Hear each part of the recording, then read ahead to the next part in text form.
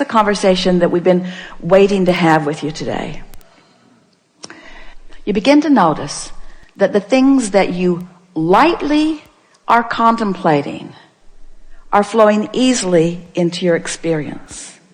Because in the light feeling, in the absence of effort feeling, in the light, so light, maybe it's because it's unimportant, maybe because it's unimportant, I haven't been beating the drum of it, and so I don't have a lot of momentum going in opposition to it. But in the lightness of it, the universe demonstrates it in some obvious way. So this is what brought Esther to the question. The lightness seems like the opposite of effort. So when I find myself trying, which is, we hear that from you a little bit, in the realization that you're trying, you might want to stop and say, this trying could be counterproductive. I'm efforting, which means I'm not engaging the energy that creates worlds, which means I think I'll just give this another run tomorrow. And as you do that and do that and do that, you're going to find that effort is not a factor in your experience. You're going to find that trying and struggle are not a factor in your experience. You're going to begin to discover that things that you want lightly come easily.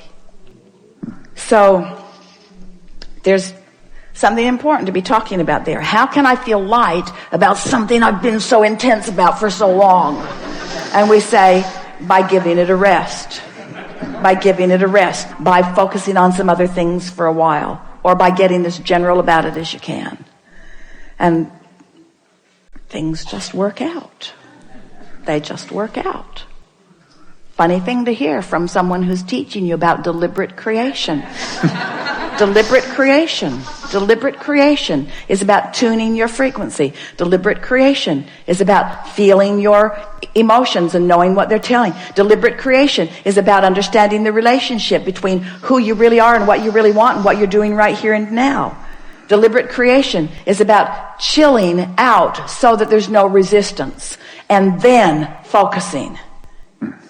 It's about tending to the frequency first and then applying the thought. Oh, all right now. Integrity. Abraham, you said that I think and then I feel. So, are you actually taking thought back to the element of frequency? Yep. Can you find a frequency without a thought? Can you feel the frequency of love? Can you feel the frequency of love? Now, don't get carried away about who you love or who you loved or anything like that. Just feel the frequency of love. Can you feel the frequency of love? Can you feel the frequency of enthusiasm? Can you feel the frequency of fun? So it's possible to feel a frequency by interpreting it through emotion in a sort of thoughtless place.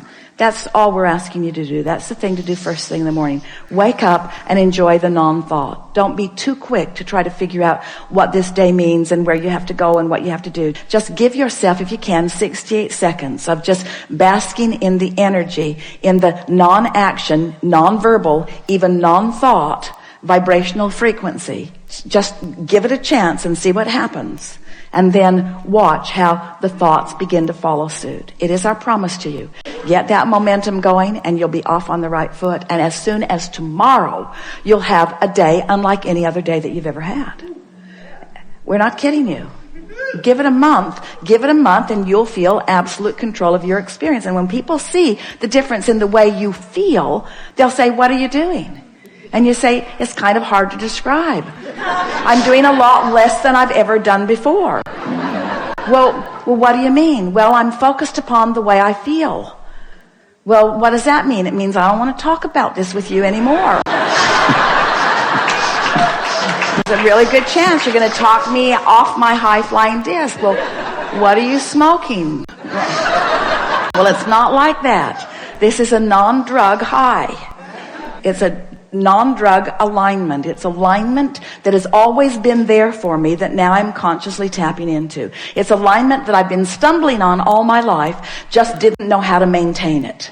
Didn't know how to create it to begin with and didn't know how to maintain it. Now I do, so I'm doing a more consistent job of it. So I've got more momentum going. So I've got more airtime happening, more vibrational airtime, more attention, more verbal time, more stuff from me about those pipes that I want to keep open.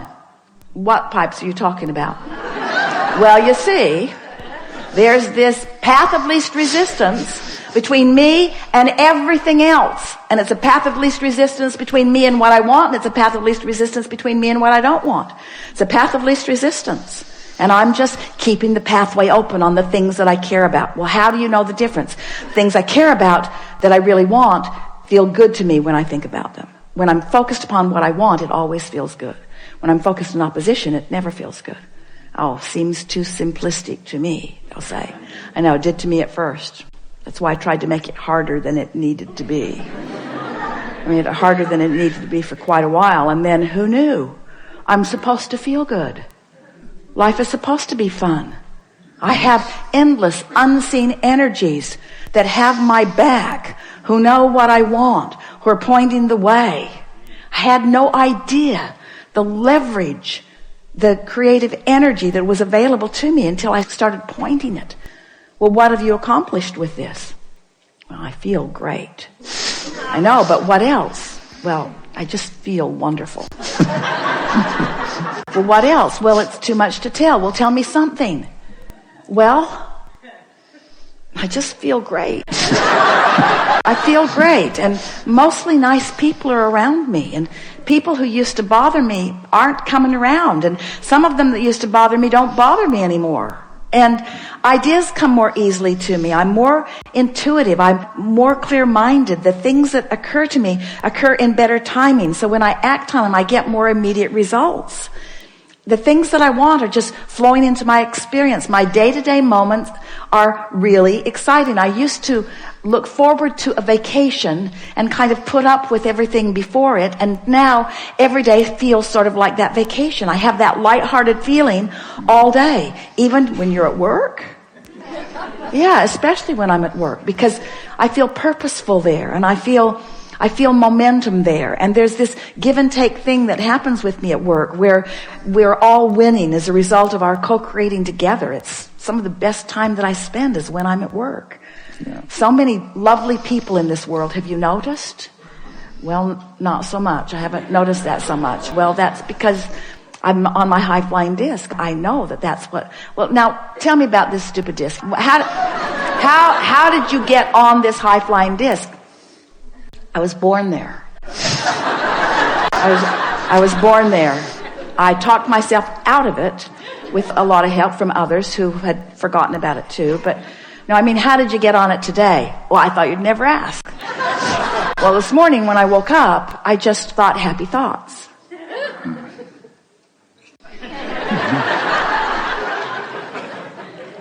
So that's your philosophy. Just think happy thoughts. Yeah?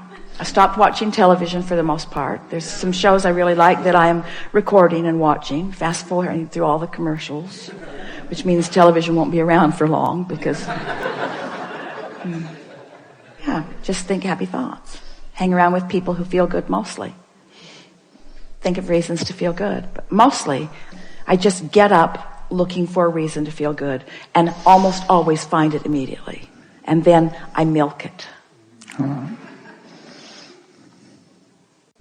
Some people will think that it's too simplistic, but as you begin to demonstrate how great you feel, and as they begin to see, especially those who know you, the things that they've been hearing you talk about, as they begin to see those things flowing into your experience, as they begin to see your prosperity improving and your laughter more obvious and common, and they begin to notice how clear-minded you are and what good timing you have, what good comedic timing, what good intellectual timing, what good psychological timing, just what good timing. It's going to be so noticeable. You are going to be such powerful demonstrators of those who have accessed and harnessed and directed the energy that creates worlds, that a sort of euphoric feeling of joyful invincibility is going to be yours, to the point that when people point out even the most serious seeming from their perspective of problems, you're going to stand solid in your knowing of all is wellness, and you're going to support them in the same way that Source supports you, by not freaking out because they have chosen a lower flying disc.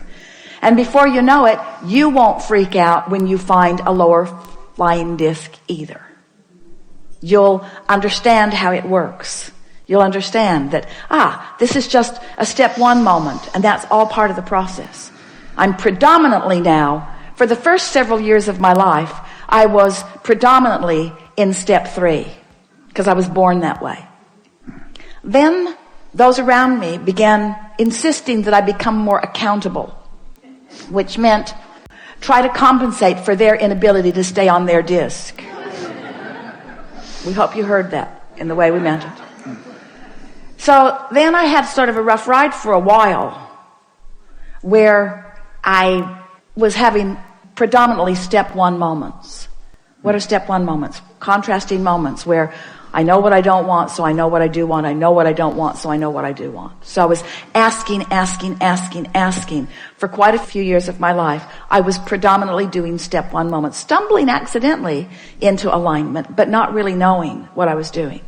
But it was a good plan, because during that step 1 phase of my life experience, all of you have passed through that now. I filled my vortex with all kinds of specifics that matter to me. And now you're in the step 3 phase of your life experience, where now getting on the high flying disc, that's your work, that's your work, that's your work, that's your work, that's your work.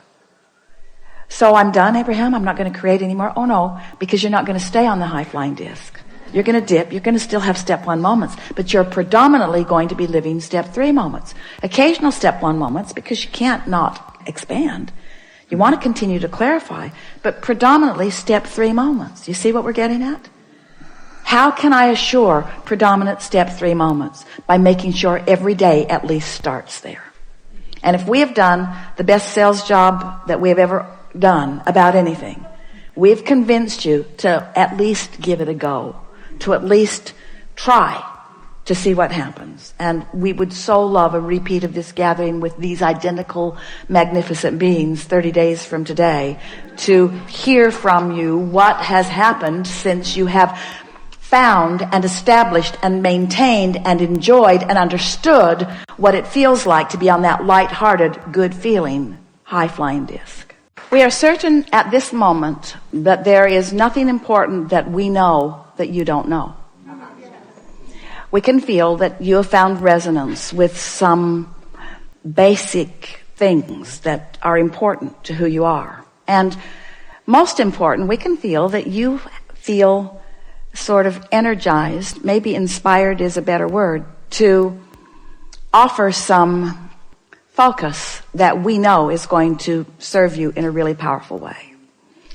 It is such pleasure for us to interact with those like you who are determined and strong in your desire, who are willing and even patient enough to walk with us slowly sometimes to find these nuggets of clarity that you just feel resonance with.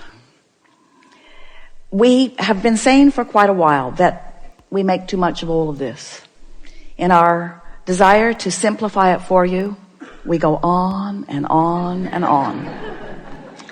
But it is our knowing that today you have found some simple steps, and we know you feel the resonance with who you are. Our favorite thing about you and our time that we spend with you is that moment when conscious realization occurs to you as you make the correlation between something that you did vibrationally and something that happened in terms of demonstration. That's just the best for us.